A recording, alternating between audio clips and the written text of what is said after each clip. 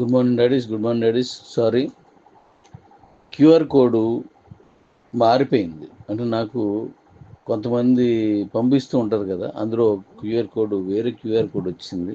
అందుకనే ఆ QR code తీసేసి 3 విడివిడిగా ఉండడం వల్ల ఈ ప్రమాదం వస్తుందని చెప్పేసి మూడింటిని బ్యాంక్ అకౌంట్ నెంబర్ కానీ, వాట్సాప్ నెంబర్ కానీ, అలాగే క్యూఆర్ కోడ్ కానీ 3 ఒకే స్క్రీన్ మీద తీసుకొచ్చి ఒకే పిక్తో ఇచ్చాను.